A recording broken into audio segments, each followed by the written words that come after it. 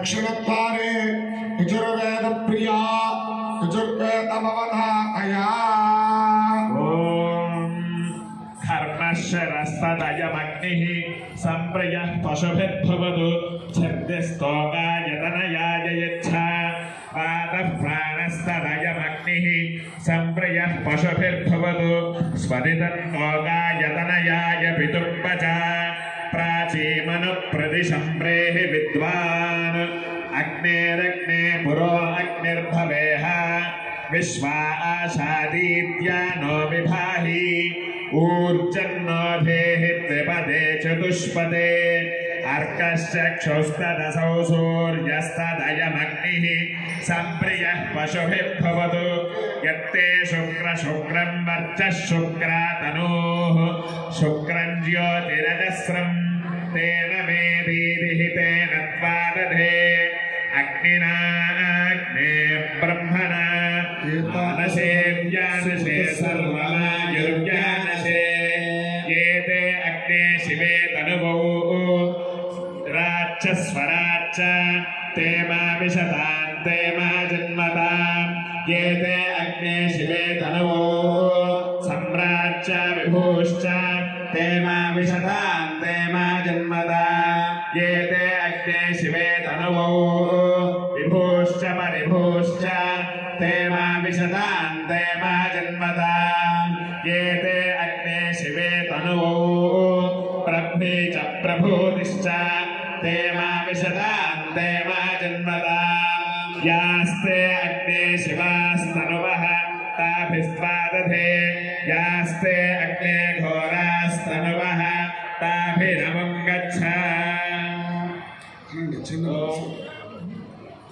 ओम देवा गातविदो गातविदो देवा देवा गातविदो गातं गातं गातविदो देवा देवा गातविदो गातं गातं गातं गातविदो गातविदो गातं विद्वा विद्वा गातं गातविदो गातविदो गातं विद्वा गातविदो गातुविद इति गातु विदः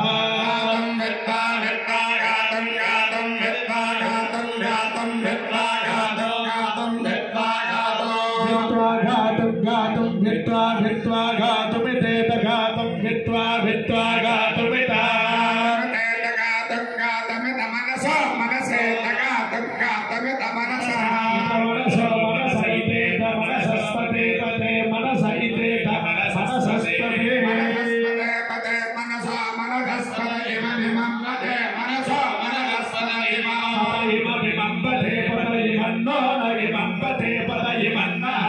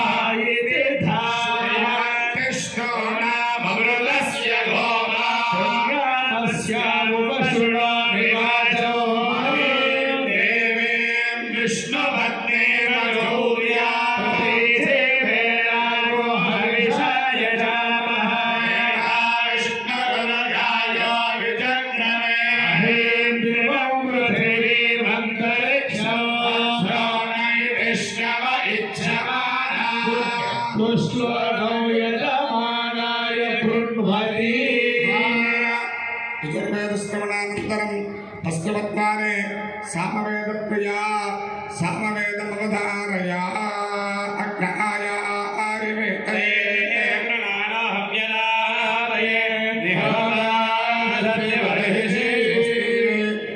సామవేద శ్రవణాంతం ఉత్తరద్వారే అధర్వణ వేద ప్రియా అధర్వణ వేదమవధారయా షణ్ణో దేవి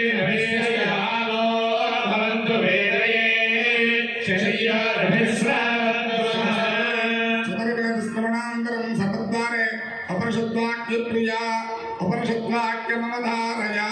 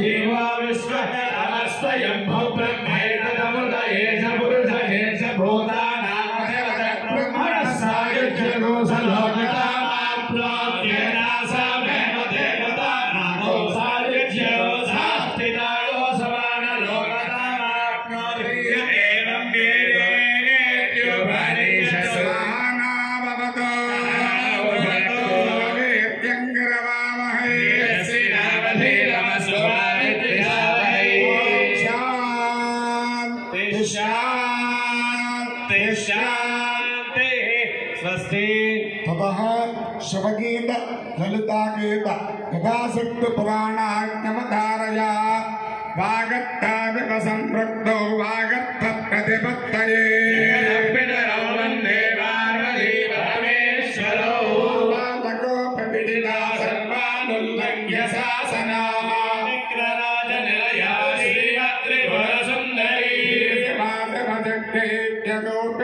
లలితాంబికా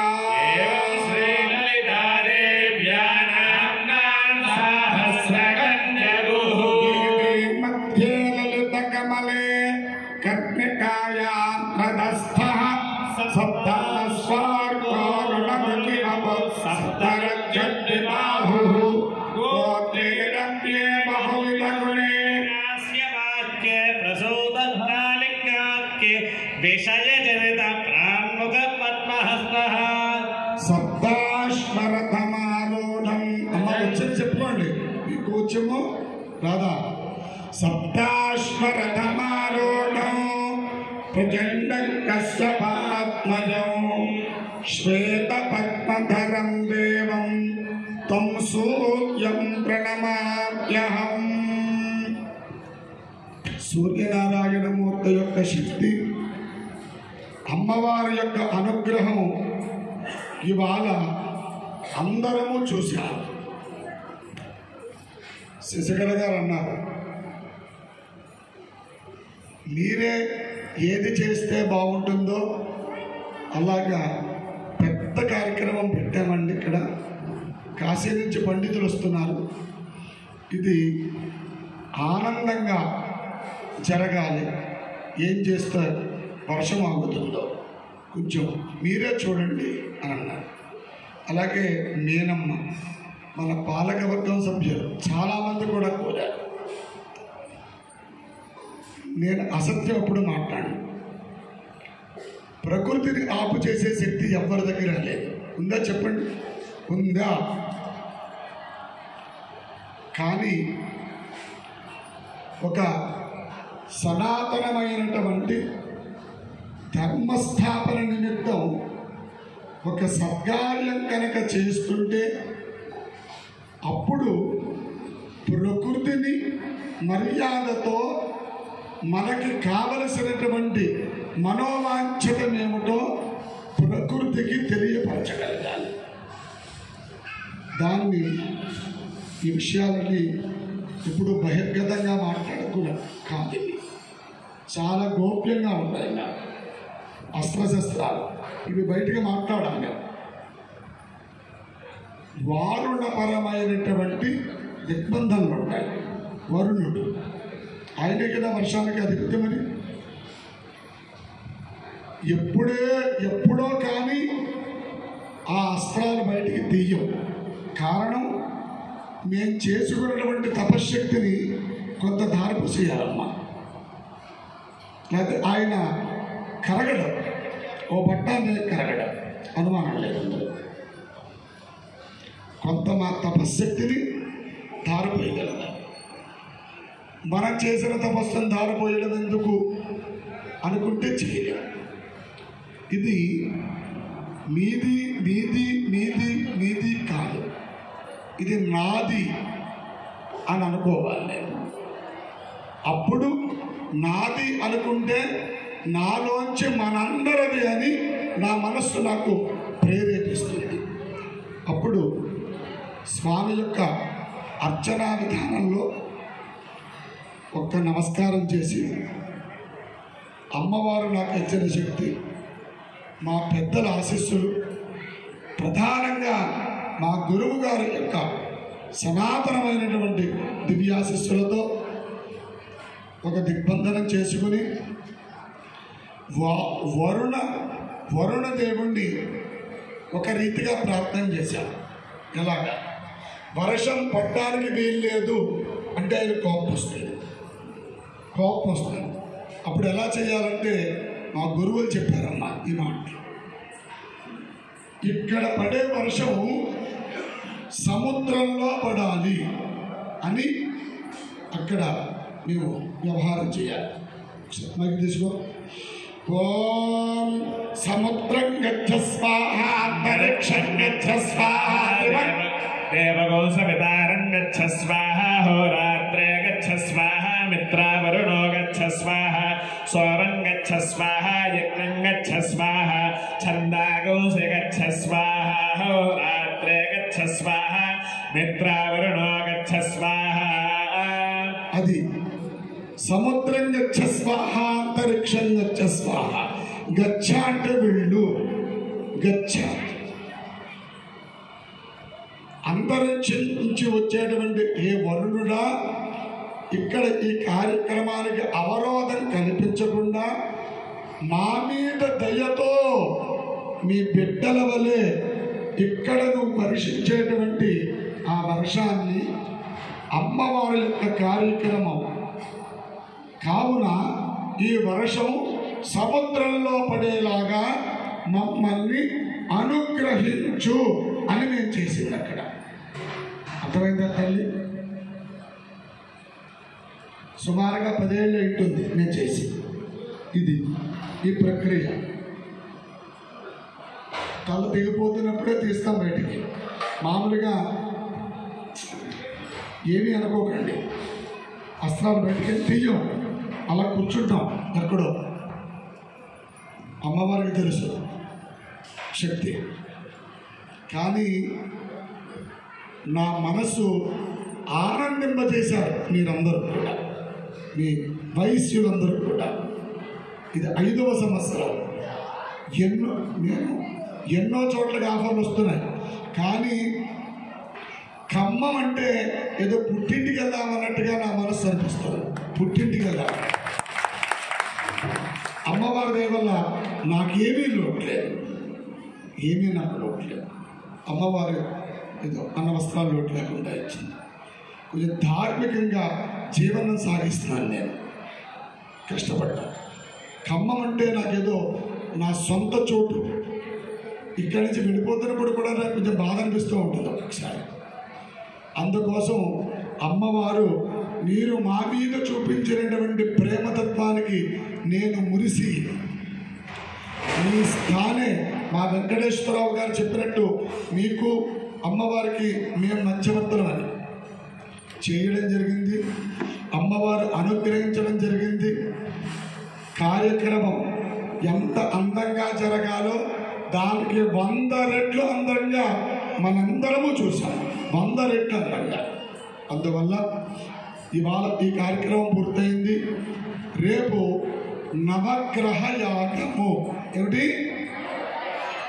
ఇక్కడ ఏ ఆలయంలోనూ ఈ రీతిగా జరగదు. ప్రతిరోజు ఒకటే హోమం నడుస్తుంది. ఎక్కడైనా సరే 1000 గుళ్ళల్లో 998 గుళ్ళల్లో ఆ 2 గుళ్ళల్లోనే ఇలా నడిచే అవకాశం ఉంది. ఇక్కడ మనం 10 రోజులు 10 యాగాలు చేస్తున్నాం. మీకు తెలియని విషయం. ఇవాళ సౌరయాగం చేశాం, రేపు నవగ్రహ యాగం చేయబోతున్నాం. నిన్నేం చేసామమ్మా? మహాలక్ష్మి యాగం చేశాం. మొన్న గణపతి యాగం చేశాం. అంతకు ముందు రోజు రుద్రయాగం చేశాం. అంతకు ముందు రోజు సుబ్రహ్మణ్య యాగం చేశాం. రోజు ఒక యాగం. రేపు నవగ్రహ యాగం. అలాగా సోమవారం సరస్వతి యాగం, సరస్వతి సహిత దక్షిణామూర్తి యాగం. అలాగా ఒక్కొక్క రోజు అమ్మవారు మన చేత అలా చేయించుకుంటూ ఉంది. రేపంతా నవగ్రహాల మీద కార్యక్రమాలన్నీ కూడా నడుస్తాయి. అందువల్ల అందరూ కూడా 8 గంటలకి కార్యక్రమాలు ప్రారంభించబడతాయి. రేపు విశేషమైనటువంటి అన్నపూర్ణ అమ్మవారి యొక్క అన్నదానము. అందరూ కూడా వచ్చి అమ్మవారి యొక్క కార్యక్రమంలో పాల్గొని అన్నప్రసాదం స్వీకరించి, తీర్థప్రసాదాలు స్వీకరించి తరించవలసిందిగా మనవి చేస్తూ 5 నిమిషాల్లో ఈ కార్యక్రమం మనం పూర్తి చేసుకుందాం. రేపు 12 గంటలకి కనకాభిషేకము, అది కూడా ఏర్పాటు చేసి ఉన్నారు. అందరూ పైకి లేవండి. రామచంద్ర